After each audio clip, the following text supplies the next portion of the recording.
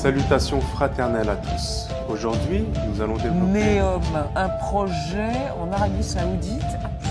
Cette histoire, vous ne pouvez la comprendre que si vous la suivez. 500 milliards de dollars guidés par la science et là. Salutations fraternelles à tous. Vu les derniers événements qui nous ont touchés, nous avons décidé de préparer un numéro spécial.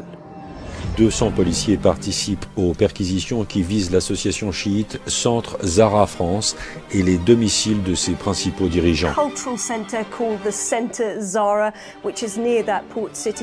Maxi operazione antiterrorismo all'alba nel nord della Francia, Gran Sante. Une opération antiterroriste démarrée à l'aube. Elle visait cette association chiite, police nationale, RAID, BRI, des hommes cagoulés lourdement armés. Qui dérange le projet NEOM? Alors que les analyses journalistiques concernant l'opération de police fort médiatisée dont a été dernièrement victime le Centre Zahra France ainsi que ses membres font état d'un coup de pression exercé contre l'Iran, suspecté à tort de vouloir créer le désordre chez nous, les raisons de ces perquisitions dignes d'un film hollywoodien sont probablement tout autres. Pour certains, il s'agirait d'une volonté de l'alliance américano-wahhabo-sioniste de contraindre le président Macron à sortir la France du traité nucléaire signé avec l'Iran, en s'arrangeant pour détériorer les relations de l'ancienne Perse avec l'Hexagone à travers de pseudo-projets d'attentats sur notre sol. Notre engagement sur la non-prolifération nucléaire a permis d'obtenir le 14 juillet 2015 un accord solide, robuste. Si on pense que l'absence totale de contrôle et d'engagement vaut mieux que le cadre de 2015, je n'ai manifestement pas bien lu cet accord ou pas compris ce qu'on proposait d'autre. Il n'est pas un secret que notre chef de l'État s'est toujours opposé, et ce jusqu'à maintenant, à la sortie de la France du traité, en raison notamment de l'intérêt économique que trouvent nos entreprises à commercer avec l'Iran. Les menaces de sanctions américaines ont ainsi contraint plusieurs groupes français tels que Renault, Peugeot ou Total à renoncer à plusieurs milliards d'euros de contrats avec Téhéran, un manque à gagner pour la France et ses citoyens, pourtant en pleine crise économique. Si notre président s'imaginait que les intérêts des Français passaient avant ceux de cette alliance maléfique, il est certainement tombé de haut.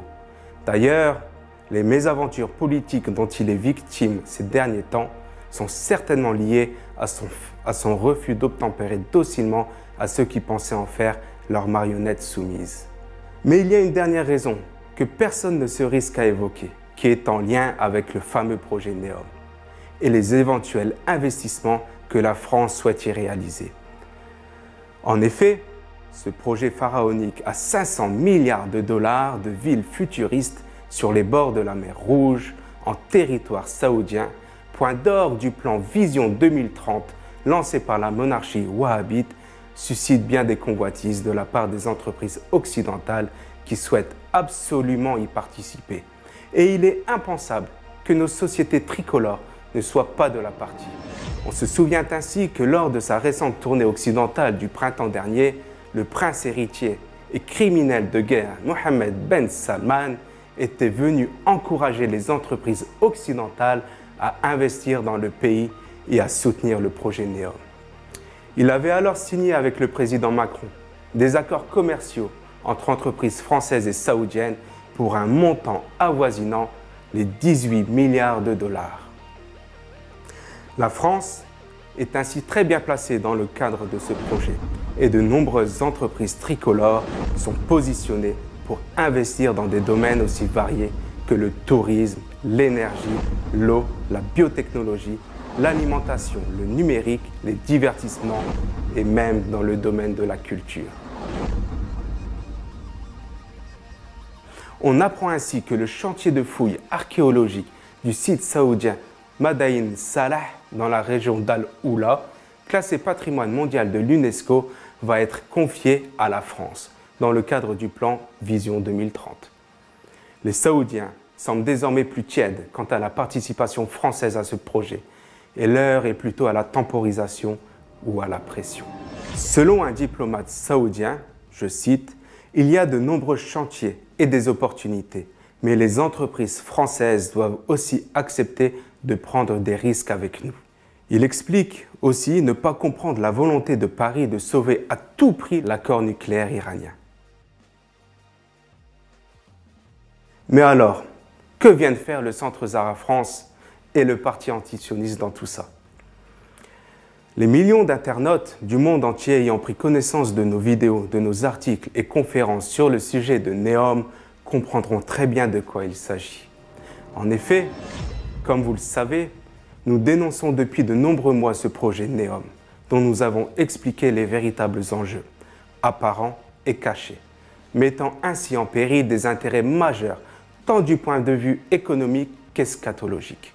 Compte tenu de notre audience croissante et de l'engouement qu'a suscité notre travail sur ce sujet à travers le monde entier, il est certain qu'une réaction à notre rencontre serait à prévoir de la part des promoteurs de ce projet. Ces derniers, qui préfèrent généralement rester dans l'ombre, dans leur rôle habituel de marionnettistes, n'ont certainement pas apprécié que le Centre Zara France et le parti antisioniste dévoilent au grand jour leurs intentions maléfiques. Les autorités françaises ont certainement subi des pressions afin de nous mettre au pas, ce qui explique leur intervention très médiatisée, qui était une façon de répondre aux exigences wahhabistes et tenter de préserver les contrats mirobolants que leur font miroiter les Al Saoud concernant le projet NEOM. Vous voulez que nous marchions, nous, le peuple de France, et obéissons à la loi. Vous avez raison. Mais nous, peuple de France, nous vous demandons aussi de respecter cette constitution et respecter la loi. Et de ne pas participer au jeu macabre de ceux qui font du mal à notre pays, des mains étrangères qui manipulent nos hommes politiques, qui les ont achetés. Et pour des raisons économiques, ils bafouent toutes les lois. Ils rentrent à 6 heures du matin dans des familles où il y a des enfants qui sont bousculés, qui sont terrorisés. C'est ça la loi? C'est ça la France? En réalité, nos supposés liens avec l'Iran ne sont que de la poudre aux yeux jetée à la face d'une opinion publique crédule, par des journalistes amateurs largement dépassés par l'enjeu et la véritable raison de tout ce cirque médiatique, qui n'est autre que le projet NEOM.